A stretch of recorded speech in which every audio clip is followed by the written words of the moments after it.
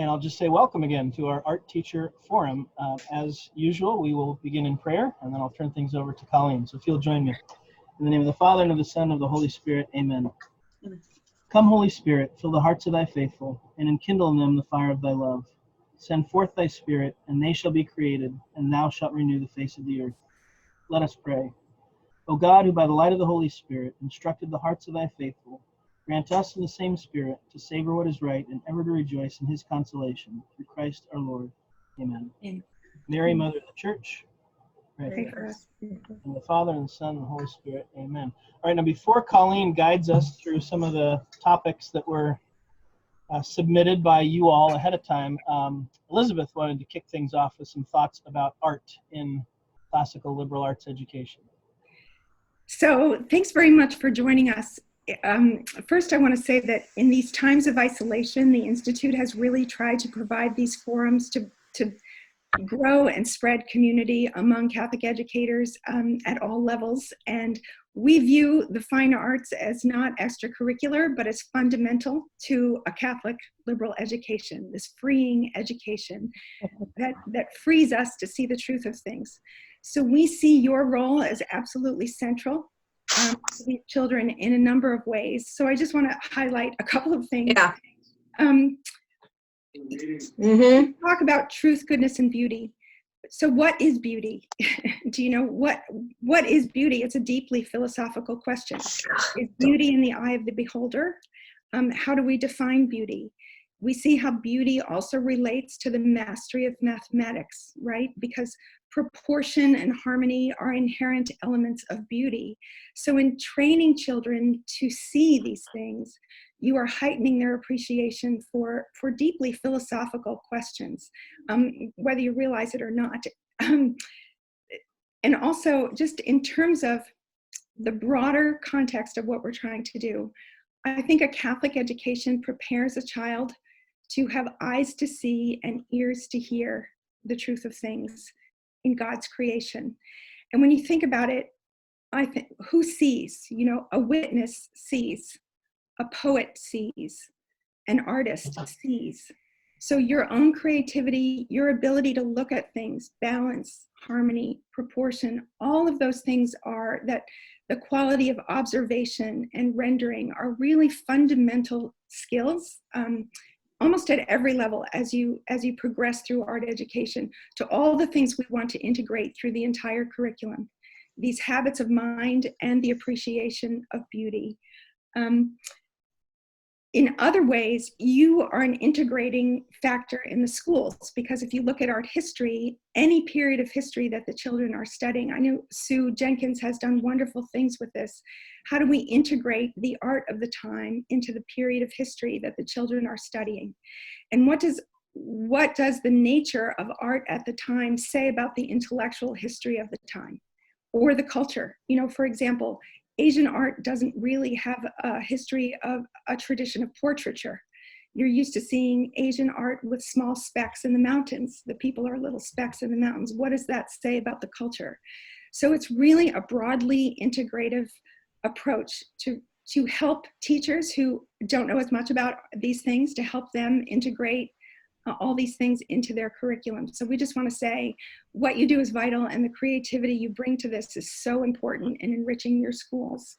So thanks very much. I will turn it over to Colleen to talk about more of the practical questions and sharing ideas, but we just really appreciate what you do and what you bring to the schools. Thanks. Thanks, Beth. You just said something I was thinking of earlier too, because just in recent weeks, I've been talking to a number of principals who actually are former art teachers. And it just kind of struck me to see that. I was thinking the same thing you just said, Beth, about who has the vision, right? Because what does it take to lead a school? You really have to help people see a certain vision in order to lead them toward that. And that's certainly something that you as art teachers, I think, understand in a fundamental way.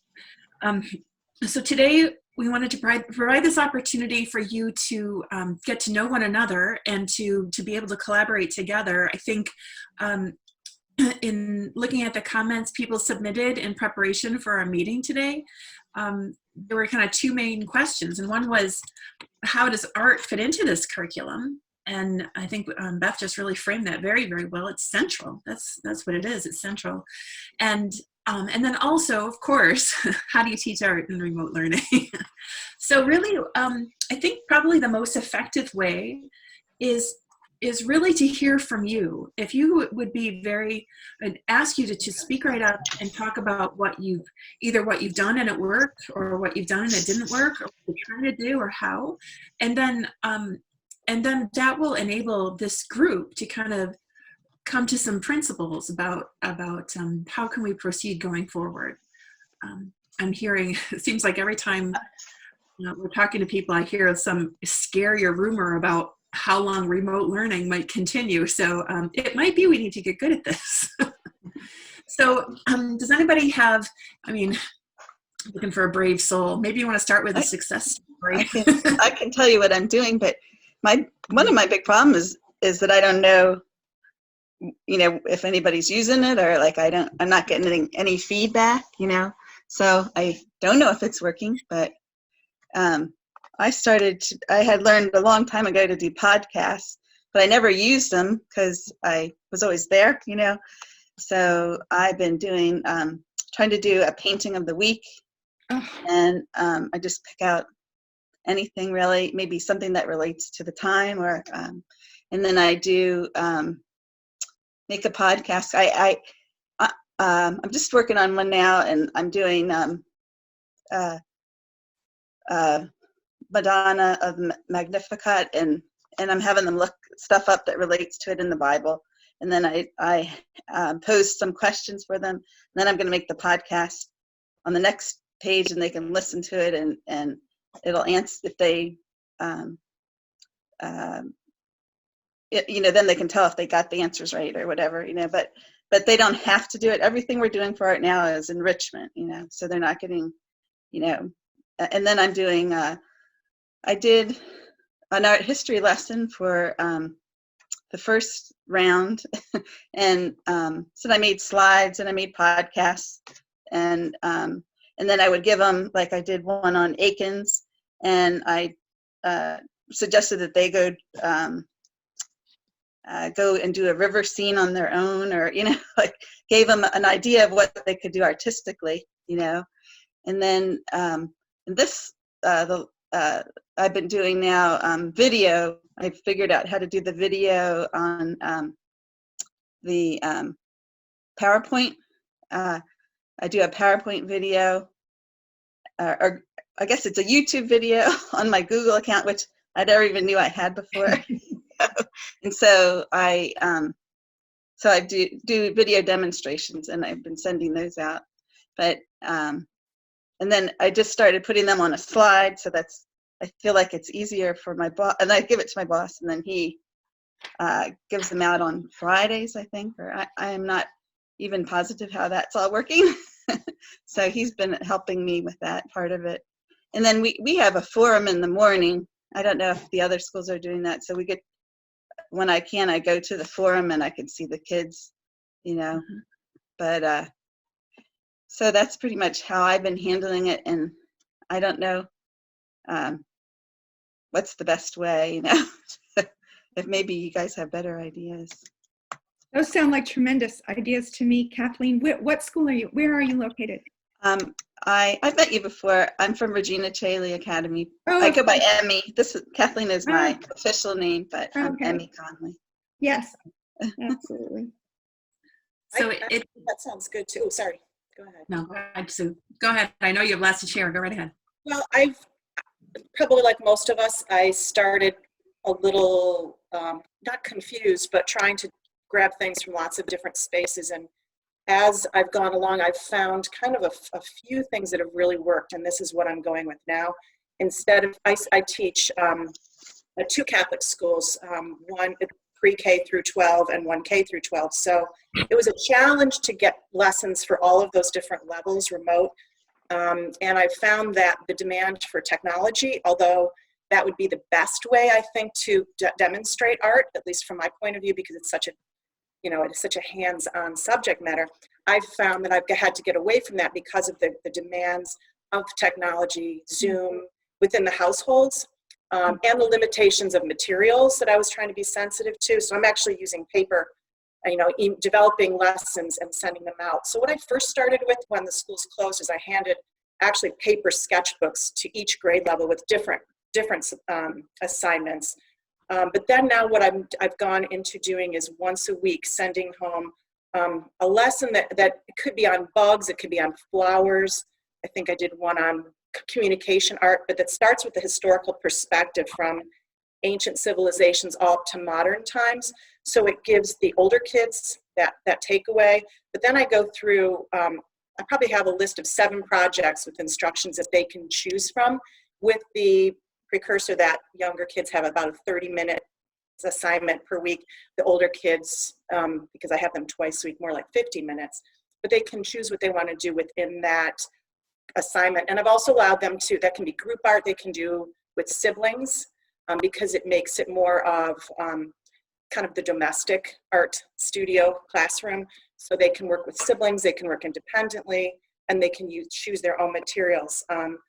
So I'm doing that every week, but then I've also found trying to get the religious component in, a PowerPoint presentation like Kathleen was referring to. I developed one for Holy Week, basically Holy Week through art. So each day of Holy Week, in taking a famous painting and talking about what this painting was, who the artist was, what maybe the historic movement was, just a couple of brief things, but for each day. So all they had to do that week was look at the video. That's it. So that was for Holy Week. And I just did another one for the month of May. So Mary's life in art, same kind of thing, historic periods. And then with that one, I thought there's so much they can do. I gave them options for, probably about 10 options for what they can do, whether it's creating a stained glass window, on a window, or on the driveway in chalk, to creating rosaries, to creating all sorts of different, even rosaries out of food. And I gave them all sorts of samples, so they have to just choose one a week. I think that's going to take us through the entire month of May. But one of the things that I've really enjoyed, and I was happy to see, was students sharing their work with me. Originally, I asked them to send bring hard copies back when school resumed. Unfortunately, that's not happening for most of us. And so they're emailing me their pictures. And so I'm putting, as frequently as I can, a little bit longer than every week, but I'm putting a gallery together of student work. So it's called our remote student gallery. And so sending it out. And so they're seeing what they're doing. So it's kind of a compilation of all the work. So it's kind of fun. That took a little while originally, but now as I'm getting the emails, I'm just copy pasting them into a Word document, and I'm just sending them out to the family. So they're just getting a chance to see their work and their friends. How are you doing that? Are you, what are you putting it on, and how are you doing the gallery? I'm not super technologically savvy, so I'm going the basic bones. I'm just making a Word document.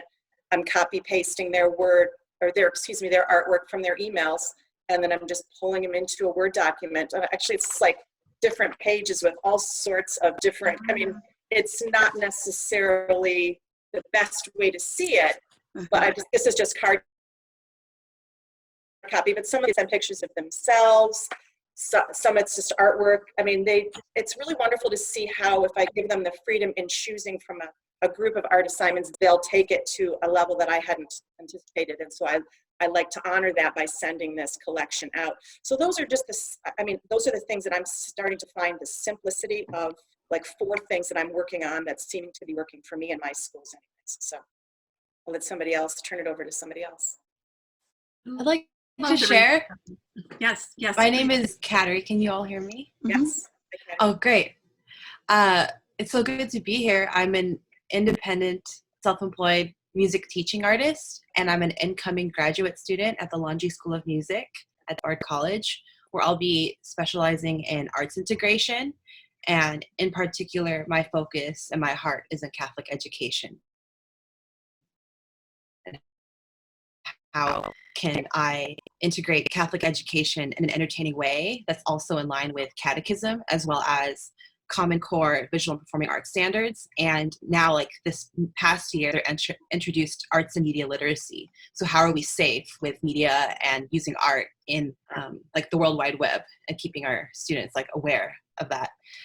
So it's been interesting going through this pandemic, because I've been doing distance learning for over a year. And so when this happened, it didn't necessarily change my practice. It actually just gave me more time to work on it. And so a couple exercises that I've really most excited about is actually collaborating with other classroom teachers. I'm a Catholic school teacher. And so there's this second grade class where a teacher and I have collaborated on a lesson plan to create a unit that would teach songwriting in preparation for First Communion. So what we did is we broke down the catechism, like what does it say in the catechism? What are the takeaways for the students? And then kind of simplifying the language a little bit for second graders to understand. And then you backwards mapping that as like our final product, which would be creating communion style banners, like, you know, many students do, as well as singing a song at Mass, whenever that's going to be. Since the teacher and the Archdiocese of Los Angeles, where I'm based out of, doesn't know when we're going to open the Archdiocese again, at least my knowledge, I framed it in a way where I said the students can like write the song and at least they can have it to practice or to take with them. Because I found that if you have like a constructivist mentality and the students have more buy-in to what they're creating, there's more ownership than like, here, sing this song. We're gonna like recite this song during your First Communion. So what we did is we took the popular song Oceans by Hillsong and rewrote the lyrics that fits the catechism. So they talk about the Eucharist and like God's love no matter what and reconciliation.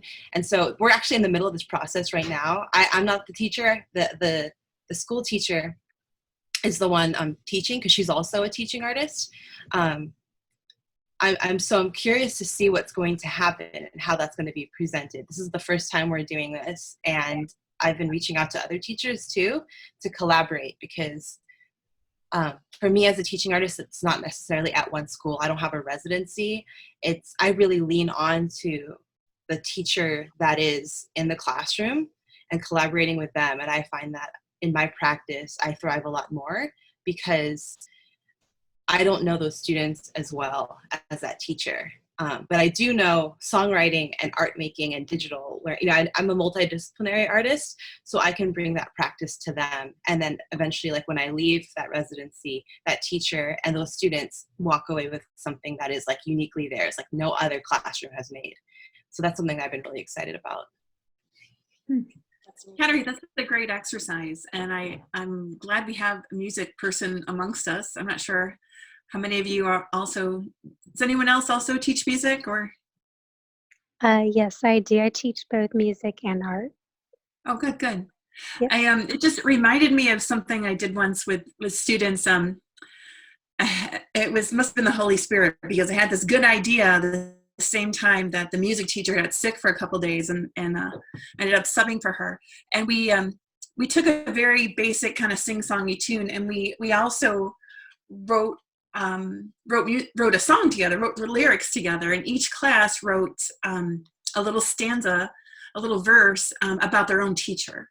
And then as part of Teacher Appreciation Week, I think it was, or maybe Catholic Schools Week, I don't know, we had the whole school up there and they all sang their verse about their teacher.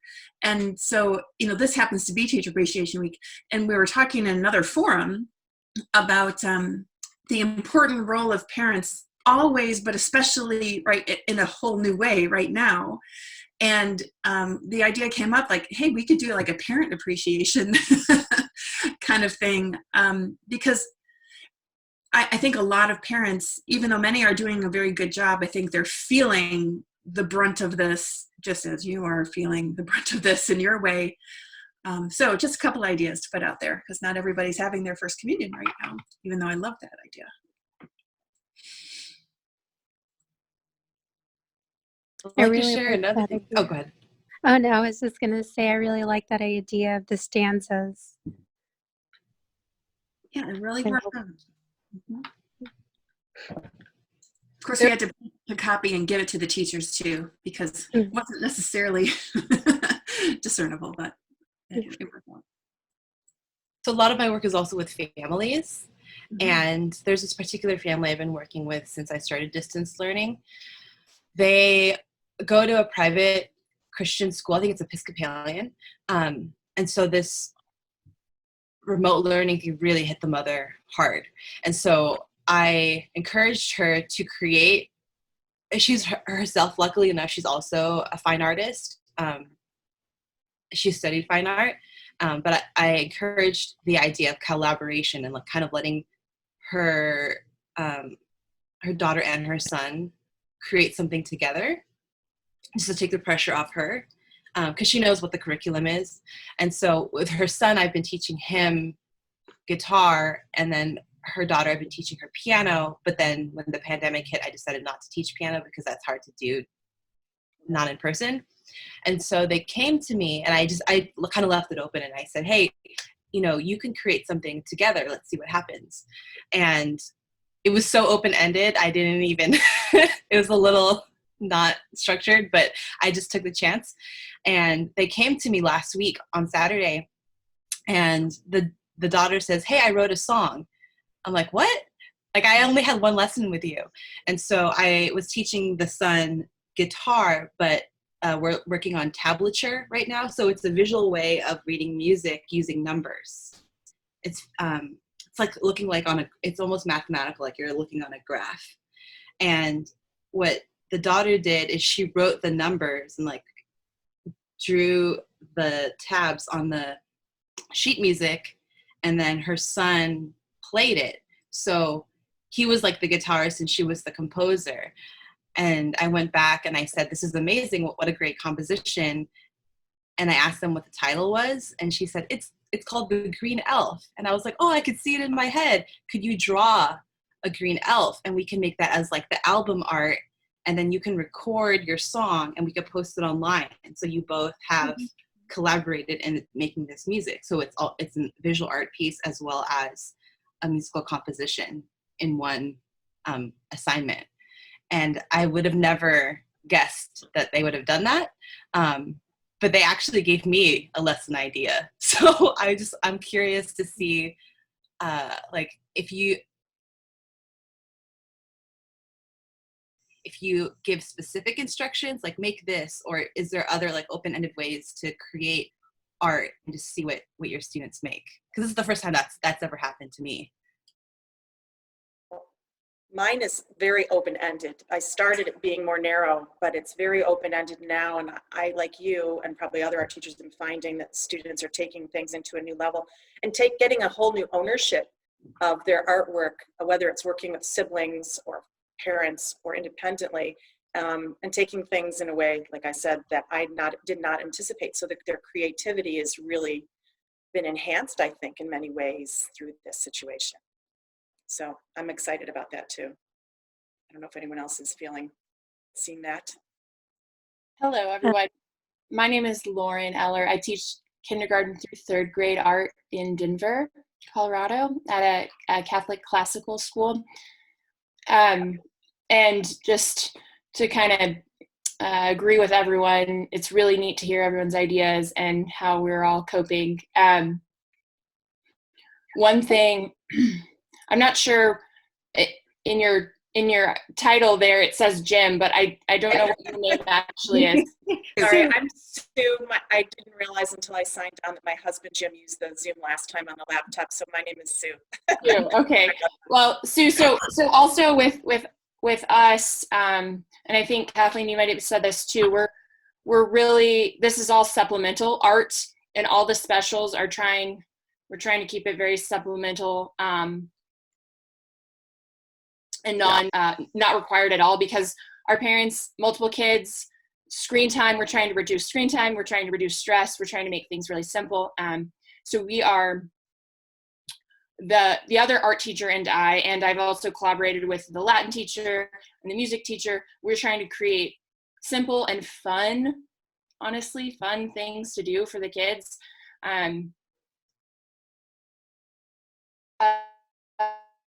Of neat idea, take credit personally for any of these, but that have worked well for us. Over Holy Week, we assigned the kids to collaborate with their siblings, which I think, Sue, is a really good idea, and creates that domestic art and family life. But but to collaborate and create an altar space, create a beautiful altar space where they can watch the Mass and participate in the Holy Week events. And so whatever, we're at our school, we're very inspired by John Senior and realism. And so we're really trying to lean into that, especially at home. And so we've asked them to use anything real, flowers from their backyard, real candles, whatever art, maybe art that they've made in school, but whatever it is, to create this altar, holy, sacred space while we can't go to Mass. And so that was a really neat opportunity and a way to evangelize it in sort of for the parents. So that was a really cool thing to do. Another fun project we just did, and we got a lot of feedback on this and a lot of fun pictures from the kids, was the Getty Museum Challenge, which I don't know if anyone is familiar with that, but essentially you choose a famous work of art, or any work of art really, and then try to recreate it with the materials and people and objects that you have at your house. I've seen that. That's neat. And so that was a really cool project because everyone could collaborate. You know, it was, we got some pictures of Mary and Jesus, famous pictures of Mary and Jesus with, you know, a fourth grade girl and her little baby brother. I mean, it was wonderful. So many different things and lots of creativity. So that was fun. And I think like you all are saying, the kids are, I think they're tired. They're tired of doing this online school, but it's fun for them to get to do things like this. How did you do that? Did you pick out the pictures from the Getty Museum, and then, Nope. or did you just tell them where the website was or where the link is? We just gave them a few examples, but honestly, again, we're trying to keep it simple. So, I mean, I suggested, hey, if you have a blue or pitchfork in your house, you know, whatever materials you have in your house, you can use that. Find a picture that you can work with. So just we made it as simple and as limitless as possible. So they go to the museum themselves and pick out any painting in the museum, and it doesn't even have to be in the museum. They picked out whatever they wanted. Oh, so you didn't even use art. So just they pick a painting and dress yourself up as. Oh, okay. Great idea. That is really good. I love that. It's really neat. So I just want to say, go ahead. Well, we've heard from a lot of teachers in recent weeks and a lot of forums and stuff. And frankly, there's a lot of, you know, pain points, I guess, and you're familiar with them too. But really what I'm loving about what you say is these are things that are building the family. And I know as a former head of school, that was always like the part of the puzzle that I wished I could help fix it, kind of, you know. And it seems like these things you're doing are really building that domestic church, building the family. Yeah, well, I was just going to say, related to that, Colleen, you know, one of the themes that's really come up again and again in these weeks that we've been talking to teachers and school leaders is that one of the unique things about the Catholic vision of education is that our schools exist to serve the families, right? So instead of how do we take, you know, what we were doing in the classroom and shove it into the living room, what do the families need most right now and how can we serve them? And I'm listening to you all say, you know, well, you know, art is you know, sort of an add-on right now. It's kind of, you know, do it as you want. It's not a required part of the curriculum at this stage. But then I'm listening to all the things that you're sharing and the way that that's giving life to these homes, and I'm like, maybe art should be the first thing required, and some other subjects that you'd never think to not require right now. I don't know. I just wanted to share that. It's clear that you all are bringing a lot into those homes. So maybe an art project a week should be required. Following on that, I'm struck by two things, how this is different than other conversations. There's not a lot of pressure for you to give a grade on this stuff. So you're freed from, so look how that changes the equation. Two things change the equation in everything I just heard.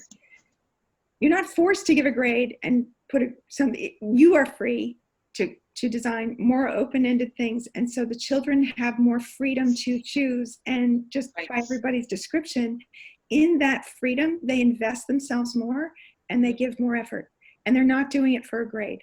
Like there's something about the psychology of that that's really interesting and should tell us something more broadly about learning. Not everything needs to be graded, and when the grade is what's valued rather than the creation for in and of itself, it changes the equation. Right. Subtly, psychologically. It's just fascinating to really think that through. It's definitely broadened my view of what an art assignment is. Mm-hmm. I mean, it's amazing, you know, inside, outside, food items, pencils, marker, you know, name it, on and on. We are actually grading, but we're just doing pass fail now, but that still gives us a good level of freedom.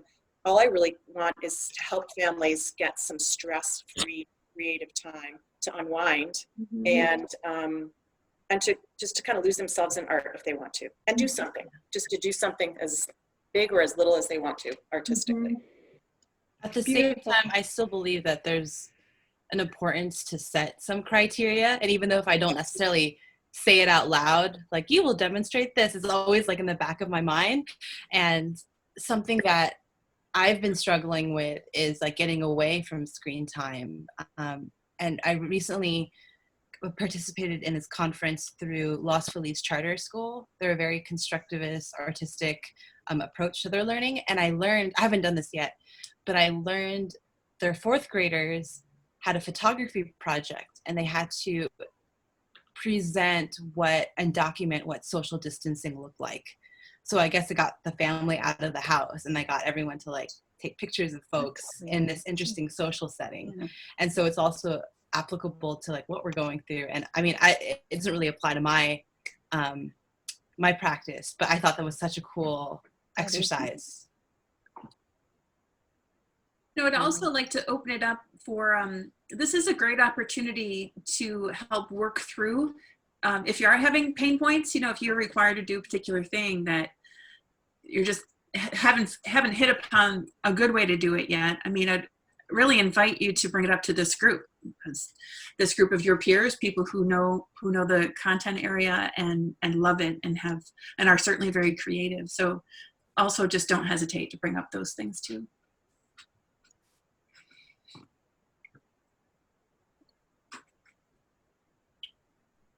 I'm teaching in Detroit at 3 Catholic schools. And we did I introduced the Getty Museum challenge to 2 of the schools so far and got a real good response with it. I also did a very structured lesson to start out with, art history, the classical world, and then I was going to follow that up with a quiz. I think because it is so structured and it feels more like regular school, the response was not as good. So I think I agree that the open-ended, the more fun activities, I got responses with that project right away. And I took some of the results, turned them into a Google Slides presentation. It's like PowerPoint. And I posted that on our Google Classroom so that the kids could see each other's work and see, how they're dealing with their schooling and also the fun that they're having at home too.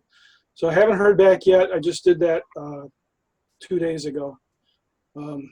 I guess the challenge is just getting used to all the new technology. It has been, sometimes I feel dizzy trying to put all these things together. And it was very frustrating at the beginning because so many new programs that I'd never heard of before were just thrown at us. And it felt like everybody was just saying, try this, try that, try something else. Oh no, we're not going to use that. We changed our minds, try this instead. And meanwhile, I'm supposed to be preparing lessons for the students at the same time and keeping up with, weekly lessons for them. So I was very happy when they finally said, okay, for the specials, for the art teachers, no Zoom meetings are required. Grades are either pass, fail, or for effort. Just make sure they're doing something, try to encourage them to do something. So that lifted a big burden off me, and I think off the families too, because a lot of parents started to express frustration with overlapping Zoom meeting times. Right. Scheduling wasn't working out. So it was a real rough road at the beginning, as I'm sure it was for everyone. Right now, we're just using Google Classroom at both schools. At the other school, we're using Microsoft products, which are similar. Mhm. So I think it's finally starting to smooth out for us. Good. You know, it was funny in a different context. Just lately, I was thinking about school and kind of the stereotype of the student at school is, oh, I don't want to be here, right? Where if I mean, that's not typical in ICLE schools actually, but I was kind of comparing that in my head to like the School of Athens, where literally it was kind of in the street and people would just gather around because they had this desire to seek wisdom together in this dialogue or whatever way, right? And so as you talk about the high level of engagement, it just makes me think of, you know, the three powers of the soul are memory, intellect, and will. And we're talking about the will, right? Giving them something beautiful, an opportunity for creativity, with some guidance, you know, and perhaps some criteria too, but it's an opportunity for them, and how you're providing this good opportunity for them, and they really want it and they jump in. And I'll just say it again. I'm just so impressed that you're able to use your brand of schoolwork to help build the family. We're definitely going to mention that in our next school leaders forum.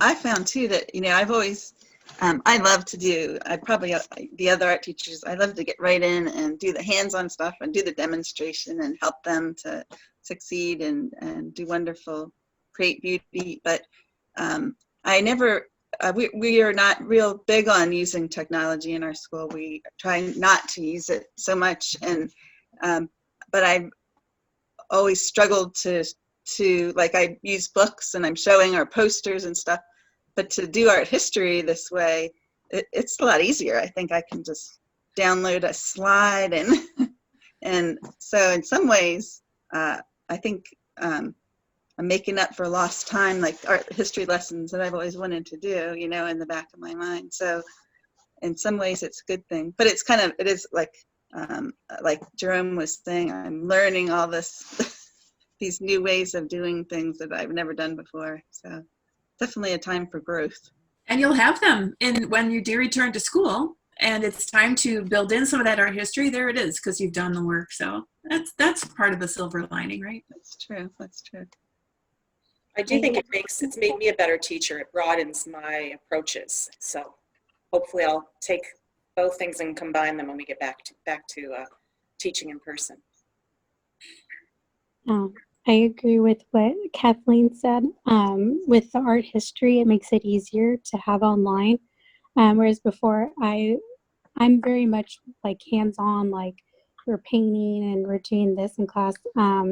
So finding new ways to do that with remote teaching has been interesting, to say the least. I know with my school, I teach pre-K all the way through 8th for art and music. So for our art classes, I know I got a lot of good feedback on kind of more of the hands-on projects. We did like a rainy day project and where the family kind of helped get together and kind of create their own project, I guess you could say. So it's more creativity on their end. And I agree with everyone else where I guess if they are able to create something and there's not too many limits, it makes it easier for the families to get certain resources together and everything. And I also got a lot of good feedback on this one perspective drawing. So where they follow like a tutorial on how to draw perspectives. And we got a lot of great artwork through that as well. But I noticed the less we have like limitations and everything, it's much easier for them to be creative, and so that's something I noticed on my end as well. Yeah, along the lines of the technology piece, another population that I'm trying to work with is just underserved in Title I schools. So just you have nothing. You come into the classroom and there's nothing, or very little. And so something that's been a challenge for me is if I don't have like the luxury of technology or like a PowerPoint, like how do I do work? And something I learned from a mentor of mine is like, instead of presenting the information first, like having the student, someone said like, just get in there and do it. Like that, I need to do that more.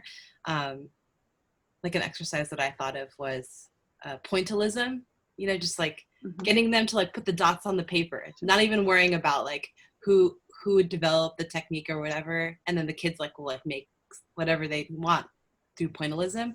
And then you can, and like, then after they've made the piece, then you can introduce like George Seurat or all the pioneers. And it's funny because the kids are like, wait, those guys are doing what we just did, and then they draw the connection. I think so often in my lessons I tend to like present the information and then I think I could just do more of the do first, then present the information. What you just said a few minutes ago regarding the art history lessons, somebody just said, I was thinking that, when you are in your own space in the classroom, I would imagine art teachers, typically you don't have the students for very long. And I could imagine that you would want to kind of get in there and do stuff, right? And the kids certainly like that too. So I guess if you get back to your classroom and you have these art history lessons, but perhaps feel like you don't want to spend all your class time there, please do reach out to those grade level teachers, to those classroom teachers who are probably sitting there going, I really ought to include more art instruction into my regular history class, but I don't even know where to begin. And here you are sitting with a lot of things, So like I know, Sue, you always did that so well with art teachers, but they could even take ideas from you or even some historical presentations you had developed and use them with their own classes. And then you're also helping form the teacher as well and affecting a great deal more students at the same time. And I would offer not just history classes, but literature classes as well. Those who are reading the Odyssey, there's famous paintings of the Odyssey or the Iliad or what have you, just to really, how do you look at that painting and how do you draw out what the artist is saying about that? Or, of course, biblical, obviously biblical periods of history, gospel stories. I'm sure you do that already. But to help those teachers with that is huge. At virtually, I'm just asked to do one with life science, with our first grade classroom, New York State birds. So sciences and math, you're talking about tessellations. And so it really it's cross-curricular. Yes. So which really is beautiful. It could be a fun time to have the students do the building. How sometimes kids will take things out of the recycle bin and build stuff out of them, and now it's finally getting over freezing here in New York State. You could do stuff out. You could do some large scale, absolutely, building architecture type stuff. Kids love that. They definitely do. And I find that I'm using stuff from the recycling bin to demonstrate. I'm trying to find alternatives. Well, if you don't have a circle template, you can find lids or or the paper roll. Yeah, paper rolls, all different things. And they could probably do a lot with building with things like that we don't always have at school, junk mail. That's something we did as well with recycled materials. And I also gave them a list of ideas of what to do with those recycled materials. So again, it gives them a chance to be creative, and it's not just like, oh, well, I don't have that. Well, it's like, here's a list of several possibilities of, what they could come up with. And they had a lot of fun with that. And it was really neat to see just how creative they could come up with some of their art pieces. Okay. Yeah, that's great.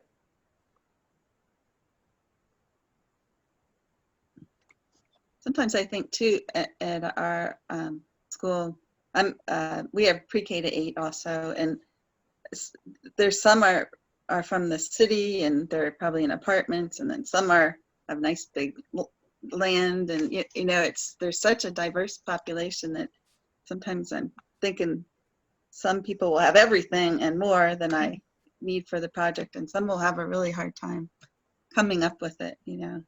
Right. Um, Yeah, I've kept that in mind with developing my lessons too. And in the beginning, most of them, I think I have an option for every one of them to at least be able to use a pencil, a piece of paper, getting to the most simple, like you're saying, basic socioeconomic makeup of a family.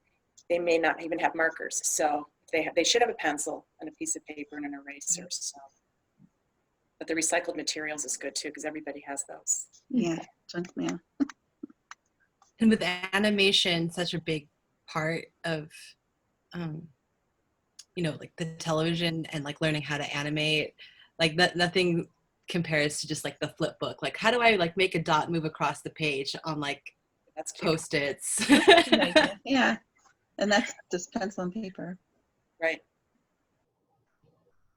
For what it's worth, at my daughter's school, and I think many schools, you know, you'll stockpile with the classroom list at the beginning of the year that all the families have to bring in, and the teacher kind of doles it out as they go. For her kindergarten teacher, we've had two, since all this started, we've had two like pick up and drop off days.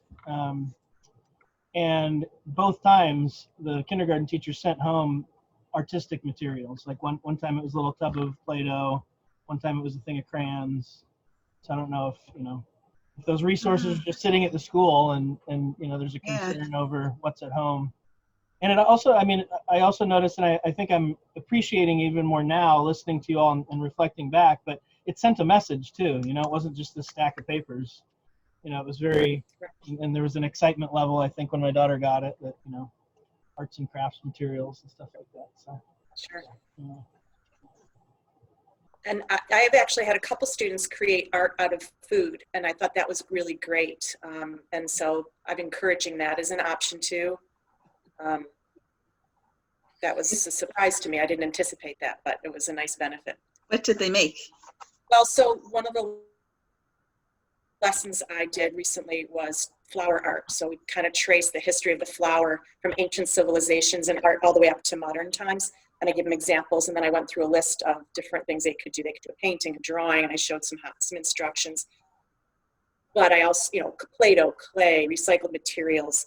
And then I said, and any other materials you'd like. So flour cupcakes, flour cookies, floured, you know, bread dough in the shape of a flower. And they really kind of embraced it.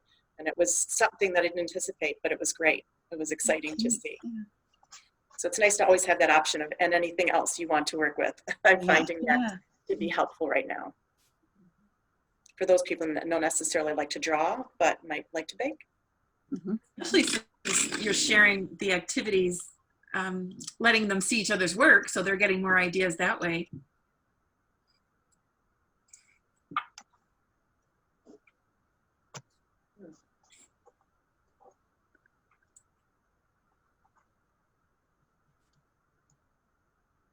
I'm not super familiar with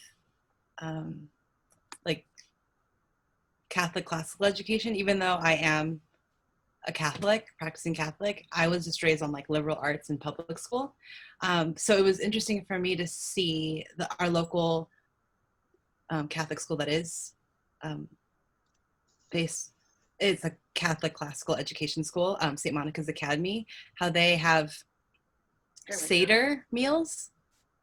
And I was thinking, like, I haven't done this, but like, could there be a way to like have a Seder meal at home with your family and like gather together? I don't know if anyone's done that yet, but it came to mind.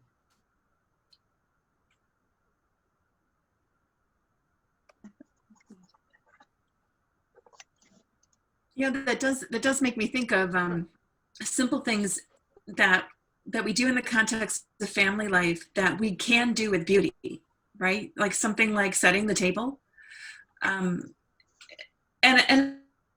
especially at times I'm hoping that families at this point are sort of adjusting to being with each other 24/7, and they're getting some sort of routine and feeling like things are better than they were 6 weeks ago, you know. But something like setting the table as you would for a special family celebration or something can be looked at as something that's artistic. It's very much about balance and proportion and placement of things, and also it's an act of charity, right? Something that we do to show somebody that we love them. So just a lot of things that could be seen in that light, and ways to make your home more beautiful. I know we got the idea from a few of our peer families of letting the younger kids treat you to restaurant night.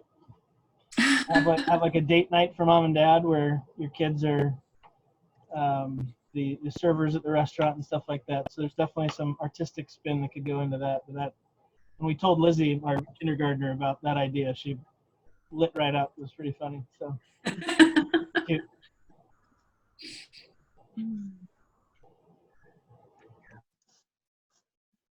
I remember doing that for my parents when I was younger. It was a very good memory. My brothers and I all dressed up, and we had a lot of fun with it. Special. Yeah, beautiful.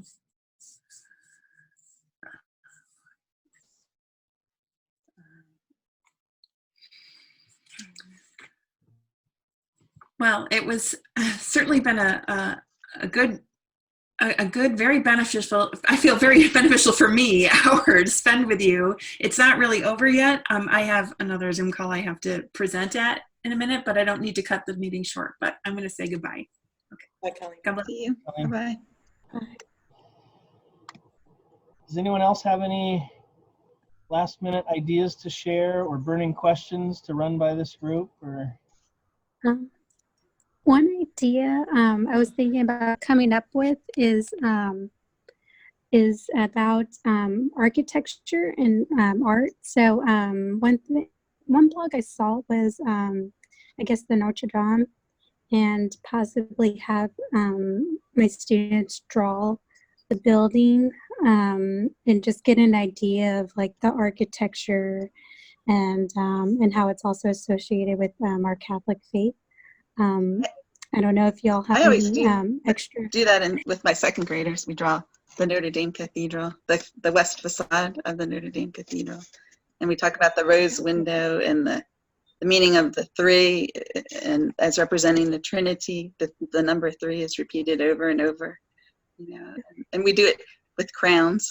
We do it first we just do a pencil outline, and then we go over it, and I talk about the history of it a little bit and what a Gothic arch is, and that sort of stuff. They love it. They love it. Perfect. I'll keep that in mind. Thank you. I haven't done it with Notre Dame. I built castles, 3D castles with my third graders that study the Middle Ages. And we've done the Parthenon with the first graders, all from recycled materials and paper mache or plaster gauze. And then we do artwork for the pedimental sculptures, etc. So there's lots of ways. Drawing would be neat. I'd love to check those out, those samples of Notre Dame. Thank you. We made a Parthenon. I did it a few years back, and we made a big Parthenon with foam core and toilet or paper towel rolls and stuff, but you do too many of those. We don't have, our problem is the space. What do you do with? We had it for a few years, and it was kind of neat because I do the Parthenon with the first graders. We paint a painting of the Parthenon, and then I would go show them that model we had it in the library, but then, we had to move classrooms and stuff, and we didn't have room for that anymore. So, but it was getting we had it for a while, so it was getting old, but I love to do those things, but I always worry what I'm going to do with them when we're done. Architecture projects are good to do as a group art project if you do a large one too. We do construction crews to help build one of them. And then I kind of pull a name out at the end and they take it home. So it doesn't Oh, that's a good idea. Yeah. too long, because it's certainly space you have to be sensitive to, Yeah, obviously. That's a great idea to send it home. Yeah. Everyone. I don't know how the parents feel about that. I don't know.